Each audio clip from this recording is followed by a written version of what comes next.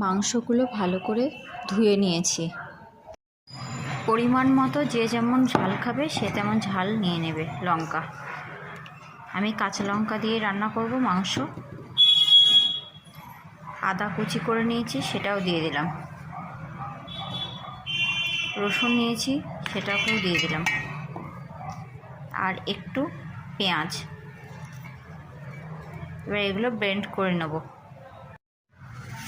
এইবার পরিমাণ মতো নুন দিয়ে দিলাম, হলুদ দিয়ে দিলাম পরিমাণ মতো। এবার যে মশলাটা ব্লেন্ড করে রেখেছিলাম সেই মশলাটাকে দিয়ে দিলাম।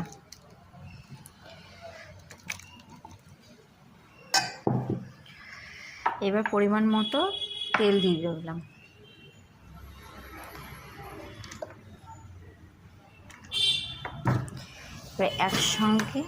এবার একসঙ্গে এটাকে মাখিয়ে নেব। এই যে ভালো করে মাখিয়ে নিয়েছি। এবার এটা 1 ঘন্টার জন্য ম্যারিনেট করা থাকবে, তারপরে রান্না বসাবো। আগে মাংসে তেল দেওয়া ছিল, তাই অল্প করে পেঁয়াজ ভাজার মতো তেল দিলাম। এবার পেঁয়াজগুলো দিয়ে দিলাম। পেঁয়াজগুলো এবার নাড়াচাড়া করে ভাজা করে নেব, একটু ব্রাউন কালার মতো। পেঁয়াজগুলো ব্রাউন কালার হয়ে গেছে। এবার আমি মাংসগুলো দিয়ে দেবো।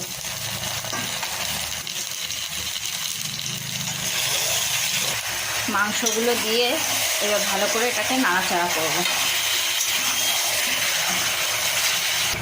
ভালো করে মিশিয়ে নিলাম পেঁয়াজ ভাজাটা। এবার এটা ঢেকে দেব। গরম জল বসিয়ে দিলাম মাংসে দেওয়ার জন্য। ঢাকাটা খুলে দিলাম, খুলে আবার নাড়িয়ে নিলাম। এইভাবে বারবার করে নেব, ভালো করে কষিয়ে নেব।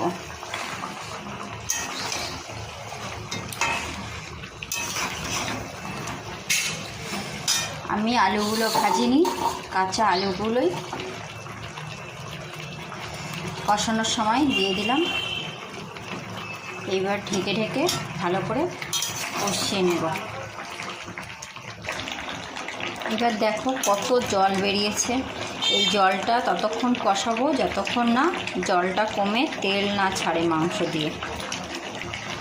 এইবার ঢাকনা ছাড়াই যতক্ষণ না জলটা না কমে ততক্ষণ কষতে হবে। আমি জিরেটা দেইনি, জিরেটা স্কিপ করেছি। আমি জিরে ছাড়া মাংসটা রান্না করছি, জিরে ধনে ছাড়া। খেয়েই দেখো একবার কেমন হয় জিরে ধনে ছাড়া। আমার মেয়ের জন্য কষা মাংস রেডি, এই যে তুলে রেখেছি। মাংসটা কষানো হয়ে গেছে। এইবার পরিমাণ মতো জল ঢেলে দিলাম। পরিমাণ মতো জল দিয়ে দিয়েছি, গরম জল দিয়েছি, ফুটে উঠছে।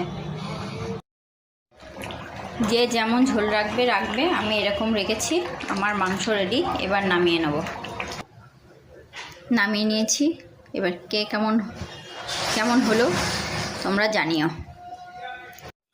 এইবার গরম মশলার গুঁড়ো দিয়ে দিলাম।